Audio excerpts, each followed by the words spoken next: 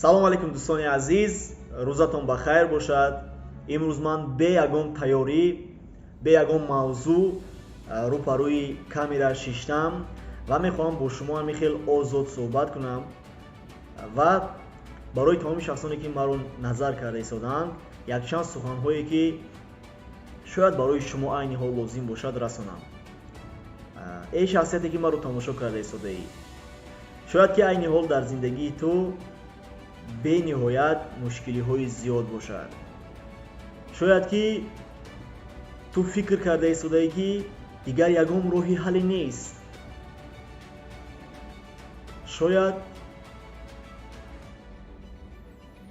дар хаёлат, дар чашмонат акси зиндагӣ кардан тамоман нест. танҳо роҳҳои зинда монданро ҷустуҷӯ карда истодаӣ. шояд фикр мекунӣ ки худованд танҳо барои ту ана ҳамин зиндагии душворро додааст ва ба шахсоне ки хуб, хушҳол, хушбахт ва хурсандона зиндагӣ мекунанд, аз дохили қалбат ҳасуд бурда мегӯӣ ки кош ман ҳам мисли ҳамонҳо зиндагӣ мекардам, кош ман ҳам каме дар зиндагӣ хурсандиро медидам. ман мехоҳам барои ту қайд намоям ки дар зиндагии ту, дар гирду атрофи ту чӣ ҳодисае ки рух медиҳад намедиҳад, ин ҳодисаҳо ба шахсияти ту ягон коре карда наметавонанд, агар ки ту худат нисбати ана ҳамин ҳодисаҳо реаксияи манфӣ надиҳӣ. ҳамаш дар дасти худат аст. зиндагиятро бояд ки худат бисозӣ. ягон кас ба ҷои ту ин корро намекунад. ман нестам ва давраҳои кӯдакиамро ба ёд мебиёрам. ман аз синфи 4-5 аллакай кор карданро шурӯъ карда будам. фақат кор мекардам. ёд дорам барои он ки волидайни модарам, яъне бобо ва бибии ман моро дастгирӣ кунанд барои зиндагӣ кардан, ягон чизак монтиянд, маблағ тиянд, мо мерафтем барои онҳо дарав мекардем, подабонӣ мекардем, гов, буз, гӯсфанд бонӣ мекардем. дар рӯзҳои ид шахсиятҳое ки доро буданд ба фарзандонашон либосҳои хуб мехариданд, маблағи хуб медоданд то ин ки ид кунанд, то ин ки хурсандона гарданд. аммо аз сабабе ки мо зиндагии сахт доштем, ман либоси нав он тараф бистад. модарам ба ман ана ҳамон 3 сомон ё 5 сомон дар он давра пул ёфта дода наметавонист ки ман рафта ид кунам ва ман аз шарм доштан аз хона гирья мекардаму берун мебаровардам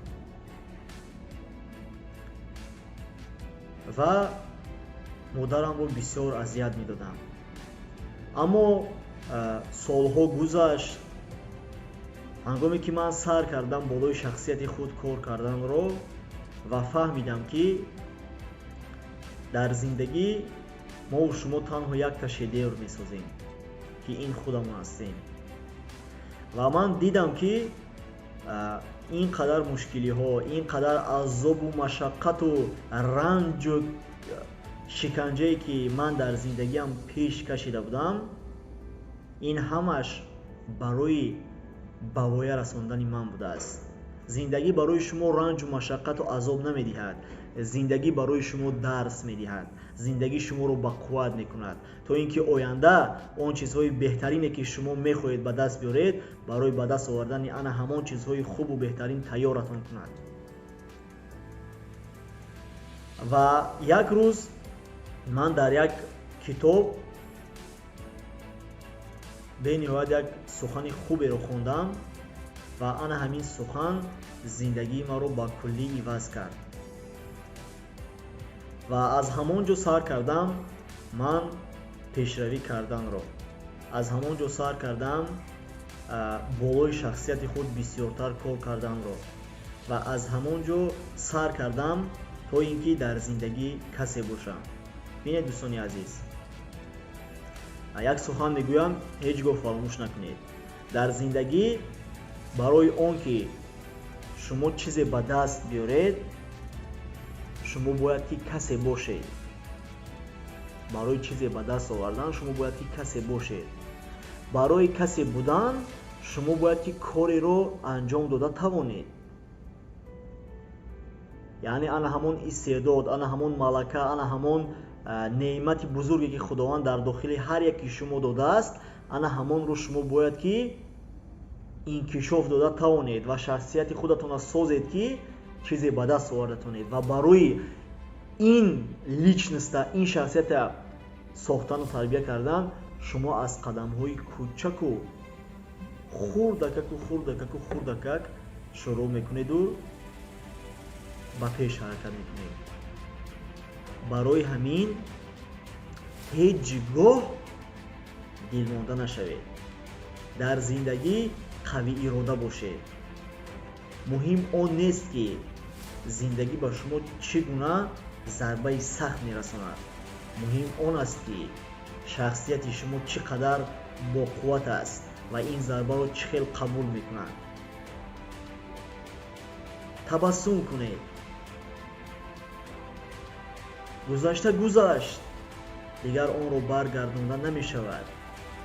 ояндаe шояд ки набошад.